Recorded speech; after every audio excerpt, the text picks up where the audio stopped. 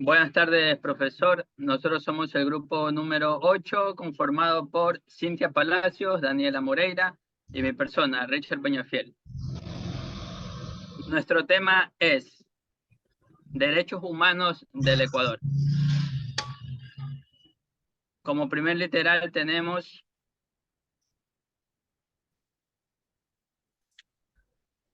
antecedentes históricos. El artículo número 1 de la Declaración Universal de los Derechos Humanos, proclamada el 10 de diciembre de 1948 por la Organización de las Naciones Unidas, dice: todos los seres humanos nacen libres e iguales de dignidad en derechos y dotados como están de razón y conciencia. Deben comportarse fraternalmente los unos con los otros, capaces de poder desarrollar sus capacidades de autodeterminación y autonomía responsable e iguales en dignidad y derechos. No asegura de por qué sí que esta libertad y esta igualdad sean efectivamente reconocidas. Este es el problema y como tal el desafío central de la ética, de las ciencias jurídicas y del ejercicio de las políticas en sus respectivos y auténticos significados. Siguiente diapositiva, compañera. Marco legal y constitucional. La sistematización de los derechos humanos a través de los documentos legales del derecho internacional, como convenciones, pactos, acuerdos o declaraciones, representa el compromiso de los distintos estados por reconocer los derechos de sus ciudadanos, autoobligándose a garantizarlos como su tarea principal, y en el caso de incumplimiento someterse a un órgano especializado supraestatal del Sistema Interamericano de Protección de Derechos Humanos y el de las Naciones Unidas, que establece responsabilidad por violación de los derechos humanos causadas en el determinado país, bien sea por acciones u omisión de toda persona que actúa en ejercicio de una protesta estatal, en la falta o deficiencia de los servicios públicos y en el desempeño de su cargo. Siguiente, compañera. Instituciones gubernamentales.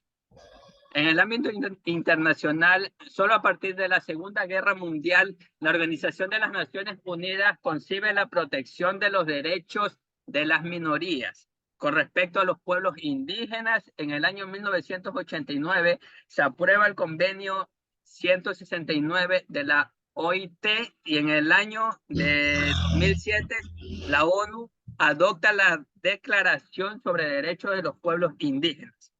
Este instrumento constituye un compromiso político internacional de los derechos humanos para la protección de los derechos individuales y colectivos de los pueblos indígenas.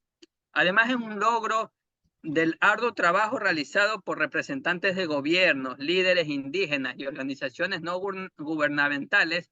Sus considerandos y artículos son una expresión universal firme de los estados, resultado de un largo proceso de análisis, discusión y búsqueda de consenso con pueblos indígenas.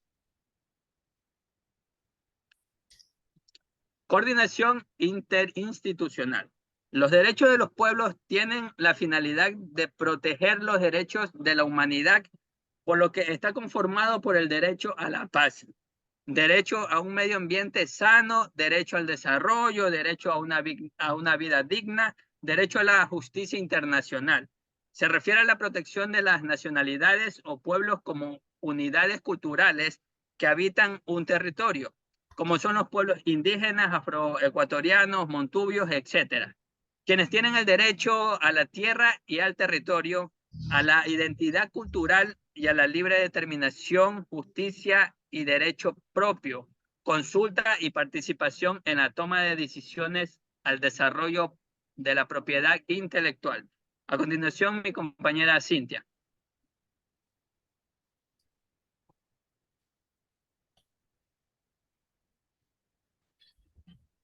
Participación de la sociedad civil.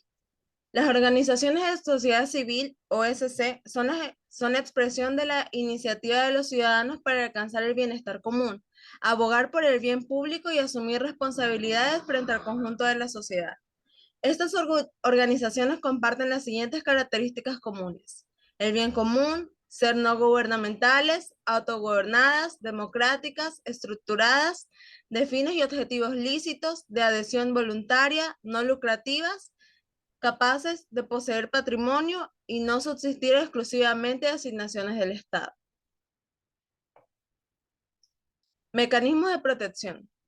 El Consejo Nacional para la Igualdad Intergeneracional, teniendo como antecedente y marco legal a la Constitución de la República del Ecuador y la Ley de los Consejos Nacionales para la Igualdad, tiene un rol fundamental en la garantía y respeto de los derechos, por lo que enfatiza que el sistema de promoción y protección de los derechos debe contemplar los ejes y políticas de promoción y preparación de los derechos. Mecanismos de denuncias. ¿Cómo se hace una denuncia? Para hacer una denuncia se debe presentar su cédula de identidad, no necesitas tener un abogado y el trámite es completamente gratuito. El sistema judicial. La función judicial es una de las 5 funciones de poderes en los que se encuentra dividido el Estado ecuatoriano. La función judicial está compuesta por los diferentes órganos jurisdiccionales, quienes son los encargados en la administración de la justicia, auxiliares y autónomos reconocidos constitucionalmente.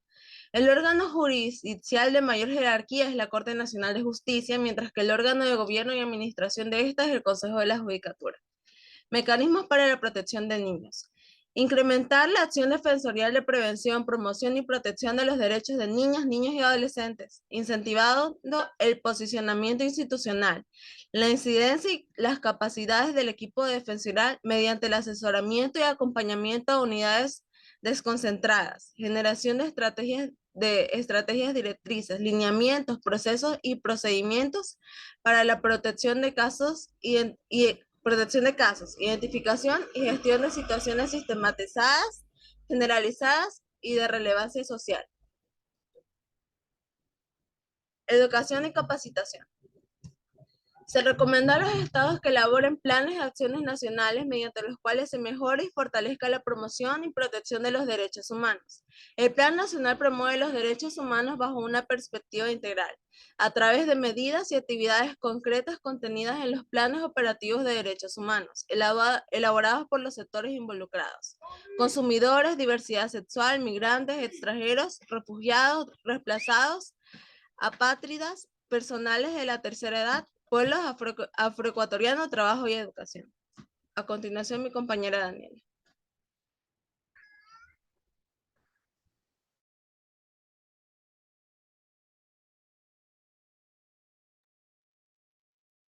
Bueno, yo les voy a hablar sobre la cooperación internacional. La cooperación internacional se entiende como una acción conjunta para apoyar el desarrollo económico y social del país, mediante la transferencia de tecnologías,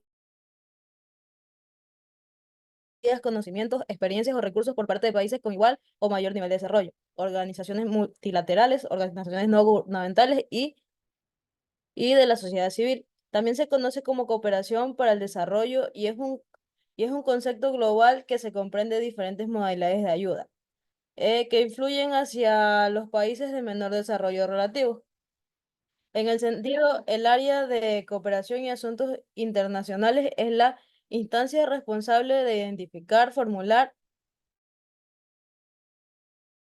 negociar y programar los proyectos de cooperación internacional, con el propósito de acceder a recursos de sistema técnico o financieros por parte de gobiernos, organizaciones internacionales, socios donantes, agencias, instituciones educativas internacionales, entre otros actores internacionales interesados en el fortalecimiento y la consolidación de la misión del instituto.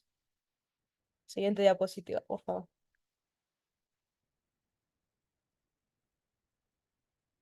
Los desafíos y áreas de mejora. Ecuador aún enfrenta importantes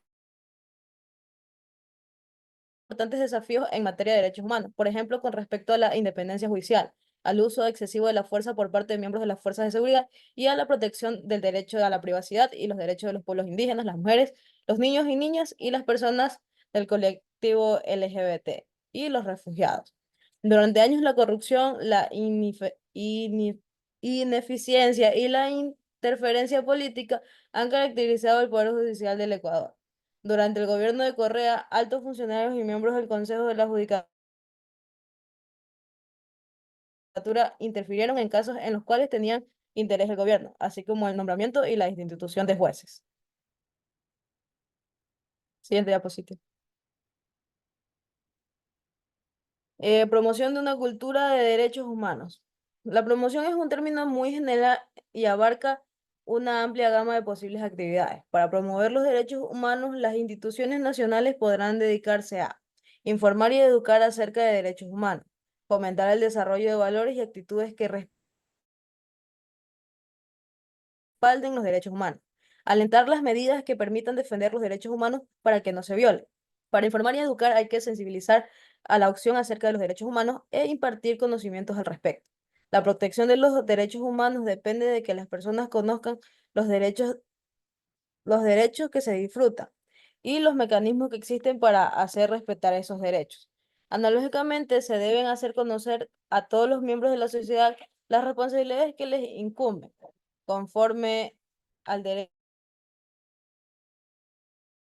internacional y el derecho interno. Hacerles comprender que ellos mismos pueden violar los derechos humanos, pero que también pueden protegerlos. Además, se les deben señalar las responsabilidades que tienen con respecto a sus semejantes. La información es esencial, pero no basta crear valores y actitudes necesarios para el pleno disfrute de los derechos humanos.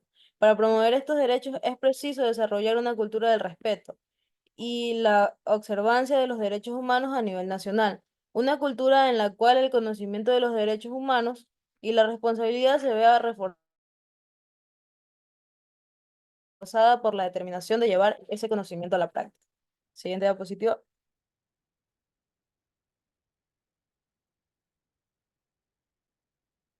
El respeto de los derechos humanos requiere una vigilancia constante a nivel interno y externo. A nivel interno es preciso sensibilizar al individuo acerca de las posibilidades de cometer violaciones. A nivel externo es preciso alentar a los grupos o individuos a defender los derechos humanos. Las medidas de defensa presuponen la existencia de mecanismos adecuados de protección y de programas encaminados a promover el conocimiento y la utilización de esos mecanismos. A nivel internacional, muchas actividades de promoción de los derechos humanos se desarrollan por iniciativa de organizaciones intergubernamentales y no gubernamentales. Sin embargo, quienes se ocupan de los derechos humanos a nivel nacional, incluidas las instituciones nacionales, reconocen en general que la aplicación de las normas de derechos humanos deben promoverse sobre todo a nivel nacional. El mecanismo o la estrategia de promoción de los derechos humanos debe ser parte del compromiso que asumen los estados respecto a sus obligaciones internacionales.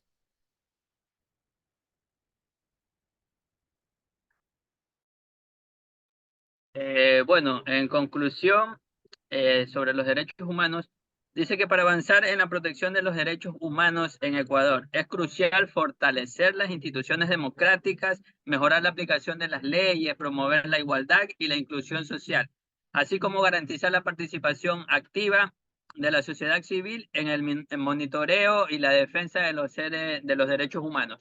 La colaboración entre el gobierno, la sociedad civil y la comunidad internacional es fundamental para abordar estos desafíos de manera efectiva y garantizar que todos los ecuatorianos puedan disfrutar permanentemente, plenamente de sus derechos humanos.